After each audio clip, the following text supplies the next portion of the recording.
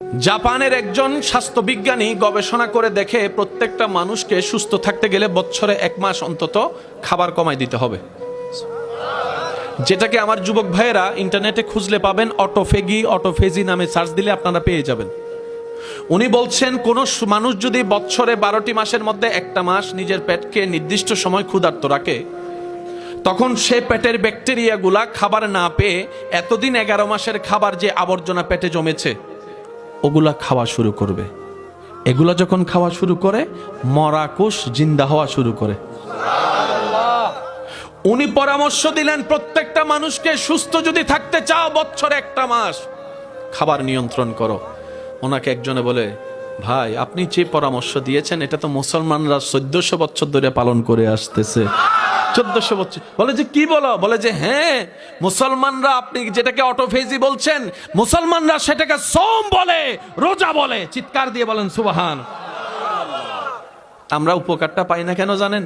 সারাদিন না খেয়ে শরীরের যত উপকার করেছি, ইফতারের সময় আবডিং জাবডিং কাবডিং মাবডিং ল ডুকা আ। অন্য মাসে খাইলে শক্তি বাড়ে, আর রমজান মাস ইফতার করে আমি আর লড়তে পারি। ওই উপকারটা পুরাই শেষ করে দিয়েছি। কথা বলেন ঠিক কিনা? সেজন্য আমি ব্যক্তিগত তরফ থেকে অনুরোধ করব, যাদের সুযোগ সামর্থ্য হয় আপনারা চেষ্টা করবেন সাহারির সময় আপনারা একটা খেজুর অন্তত খাওয়ার চেষ্টা করবেন। পারবো না ইনশাল্লাহ? যদি না থাকে একটা খেজুরকে 5 জনে ভাগ করে খায়। এটা কি? তৃষ্ণা লাগলে কি খেতে হয়? আমি বলতে থাকবো, আপনারা শুধু বিধানটা বলবেন, দাঁড়িয়ে না বসে। এখানকার পানি যদি খেতে হয় বলেন না। ঢাকার পানি, কুমিল্লার পানি, চট্টগ্রামের পানি, তাহলে একটু বাইরে যাই। দুবাইয়ের পানি, লন্ডনের পানি, একটু জোরে বলতে হবে। আফ্রিকার পানি, কানাডার পানি, লন্ডনের পানি, নিউজিল্যান্ডের পানি, আমেরিকার পানি, জমজমের পানি।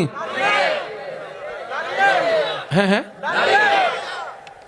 এটার মেইন বেজ হচ্ছে H2। বলেন বলেন, H2O পানি, H2। পৃথিবীর সমস্ত পানি আপনার হাতে যখন আসবে, বসে বসে, জমজমের পানি যখন হাতে, কেন এই বসানো, কেন এই দাঁড়ানো? আল্লাহ আল্লাহ আল্লাহ আল্লাহ। মনে রাখবেন, যারা মক্কাতুল মুকাররমা, মদিনাতুল মুনাওয়ারা গিয়েছেন বিশেষ করে রমজান মাসে, তারা আমার চাইতে আরো ভালো জানবে, বুঝাতে পারবে আপনাদেরকে।